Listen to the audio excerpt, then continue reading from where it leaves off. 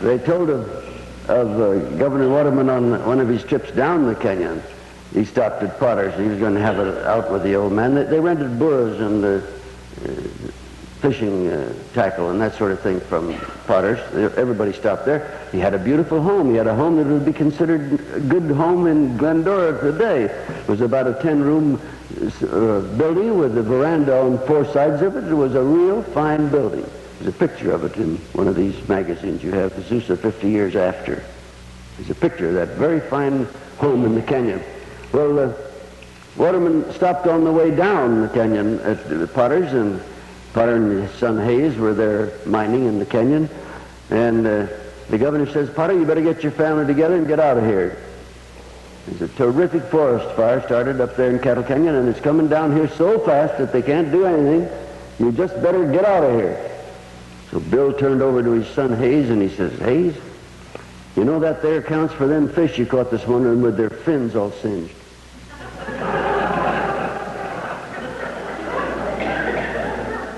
So that should demonstrate that we do have some pretty good liars in the San Gabriel Canyon.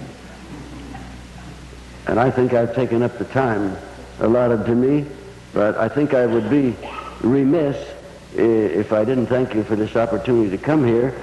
Because I have a private motive, I want to keep alive the memory of my Uncle Ben. And people forget Canyon characters very quickly. And Uncle Ben was a man whom I know no counterpart. As I set him in to go, he didn't believe a story should lose anything in the telling, and he took care to see it didn't. He was an enemy of rattlesnakes, as are all outdoor people who know them. We don't fear them. We just stay out of their way and hope they'll stay out of ours.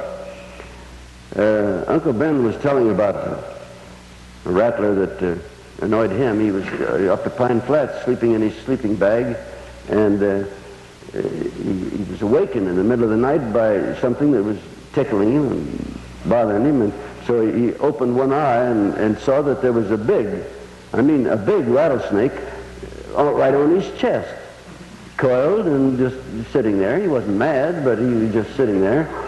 And so Uncle Ben thought the situation was a mite critical, but he remembered what his father told him, that if you just stay still and don't move, wild animals won't do anything to you. So Uncle Ben just went back to sleep, and sure enough, when he woke up, the snake was gone.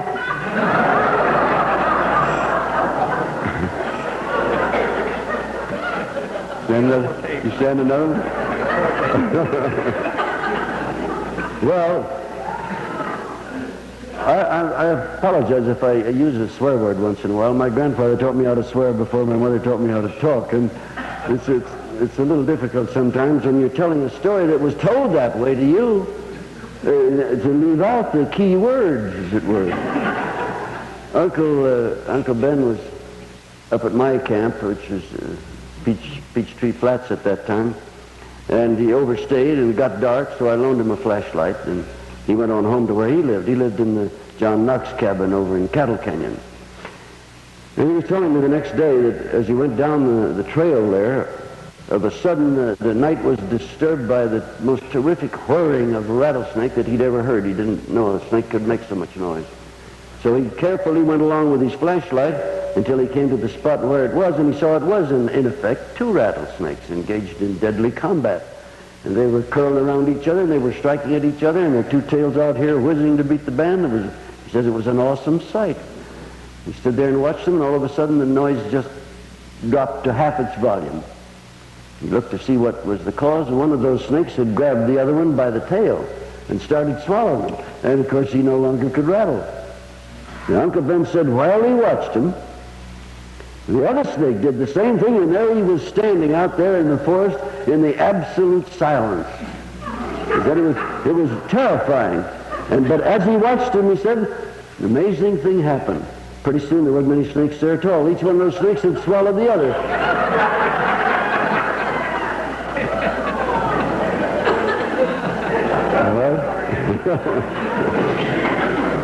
Well, one more Uncle Ben, and then I'll let you go home. he told this story himself, so I know it's true. He was up at Pine Flats with a group of city dudes. He often took parties out, guided them around. They were after bear, but they hadn't seen any bear, and they were getting real annoyed at Ben. So Ben says he went down to the edge of the lake, to Old Crystal Lake, which was quite a lake in those days. That's before they drained it, you know. He got on a log and took his fishing pole with him, and he paddled himself out a little ways and began casting and was doing all right. He had quite a little string of fish. He thought, well, that'll satisfy him for not getting a bear. I'll get him some fish. So he said all of a sudden there was a terrific commotion, and he turned around and looked at the other end of the log, and there was a big she-bear climbing onto that end of the log, looking right at him. Well, he spat in the fire and stopped talking, and the fellow said, go on, Ben, what happened? What'd you do? What the hell could I do? I can't swim. I was too far from shore to wade. What could I do? And he again spat in the fire and relaxed into silence, but they insisted on knowing what happened. Well, what could happen? Crazy galoots, what could happen? There she came right at me. I was absolutely defenseless. I just sat right there and let the bear eat me up. Well, I think I've overstayed my leave. I thank you for being such a nice audience.